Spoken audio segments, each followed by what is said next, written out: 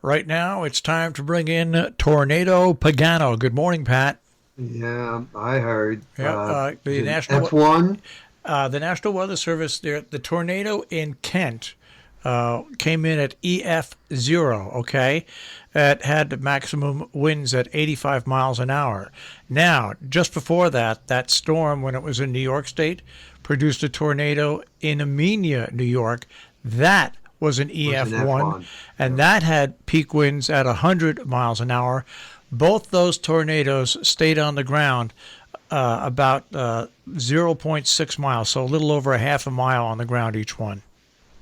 Pretty incredible. And for Connecticut, it was the earliest tornado on record. And we had the two last year. I mean, I had my brother called me who was in South Carolina, and I had a friend who lives out in the Midwest. My friend out in the Midwest said to me, "What are you becoming the new Tornado Alley?"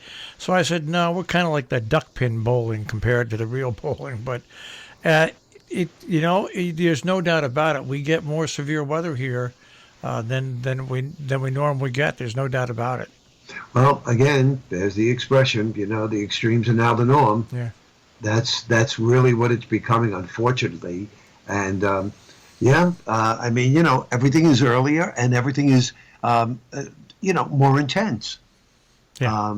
So yeah, and that was a very strong cold front, and we had depicted the possibility of gusty to severe storms, and that the main thing about it is that we were able to at least forewarn the public a day in advance, if not, a morning in advance. Well, even that morning, you predicted the severe weather would hit our immediate tri-state area between 2 and 3, and that's exactly when that thunderstorm came through the area. I think it was about 2:20 in Amenia and about 2:35 in Kent.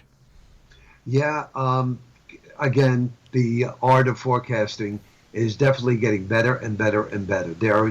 You just can't predict where a tornado will hit, but you could, signal an area and say weather is severe in this area at such and such a time, and then, see what happens. Again, remember what I've always told you, when they issue a severe thunderstorm watch or a tornado watch, it means that 10% of the area could be affected. 10%. Yeah. That means 90% of the area would not get anything severe. So, it's kind of a large cone, just like with the hurricanes. When they issue that cone and they just don't know exactly where it's going. But you can't concentrate on the actual track. You have to concentrate on the cone. It can go anywhere from one end to the other end. And talking about hurricanes, the National Weather Service will start hurricane season this year on May 15th as opposed to June 1st because they do see activity that will be ramping up, and they think it is going to be an early season. Yes. So put that in your pipe and smoke Do it. they have the names all set up already? Some names are all set up. Yep. Yep. They're not going to be using the Greek alphabet come if they have to go through the first, the American alphabet. Yeah. I don't know. They probably have another list of names that they're going to be using. So, but they're not going to the Greek alphabet. So that's a good thing. Well, what are we worried about this weekend? We don't see severe weather, but we see wet weather. Sunday Now, looks like Sunday afternoon is going to be crummy. Sunday afternoon will improve. Oh, well. Will begin to improve, yeah. So we'll have a partly sunny, breezy day today. It won't be as windy as yesterday. In the low 60s. Tonight, clear, 35 to 40. Sun, clouds, 65 to 70 Saturday. Rain comes in after midnight on Saturday.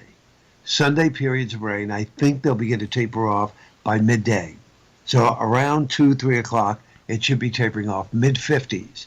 Then a sunny, windy Monday, 65 to 70. And Tuesday's going to be sunny in the 70s. Warm week next week. Get ready. So my brother and all my friends and stuff that are right now vacationing in the Carolinas, they might as well come back here for next week. Well, yeah, but I mean, if they're paying for rental and everything down there, they might as well stay there. Because if it's going to be warm here, it's going to be warm there. My brother bought another house down there. Oh, okay.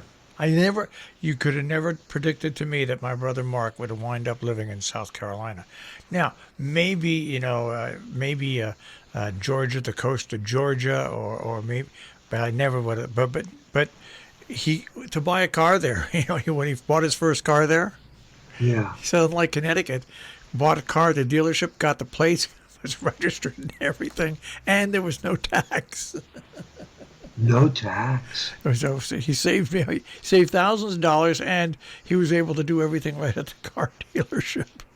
Wow. That's a nice little bundle. Oh, it is. It is. I mean, that's never going to happen up here in New York or Connecticut.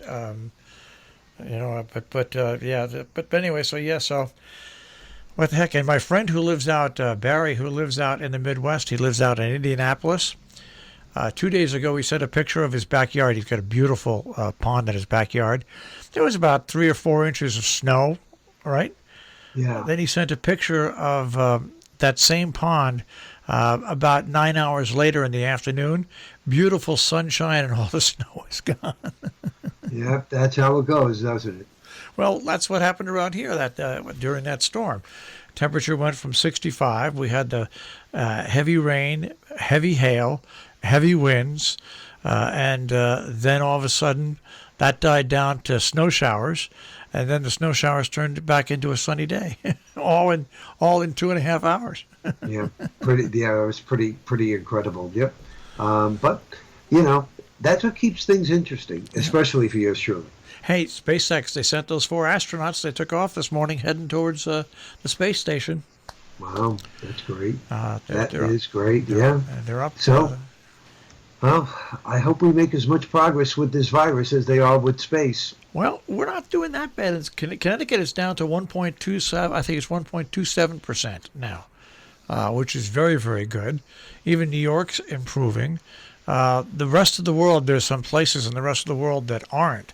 So, like India. And India is one of the big vaccine makers in the world. You realize that? I didn't know that, but from what I heard, the reason it's so bad there is they said they have been laxed on vaccination and social distancing and masks and all of that. Well, they're back on lockdown because Arjun Singh, who does a show with us once a month, he lives in Jaisalmer, India. They're back on lockdown in India, total lockdown. So. Wow.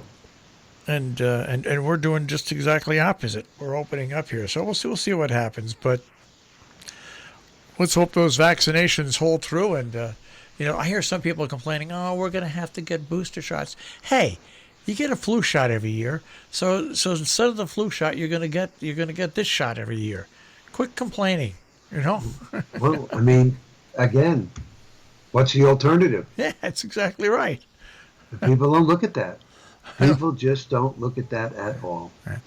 So anyway, so we made it through another week, Pat. We sure did. And you've got to, obviously, Pat never has a quiet weekend. You've obviously got a busy weekend schedule. This weekend is just much too hectic for me.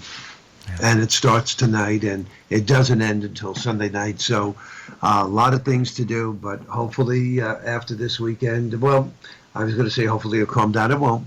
There's Mother's Day the following weekend, and then there's our movie premiere the weekend after that. A busy man you are, Pat.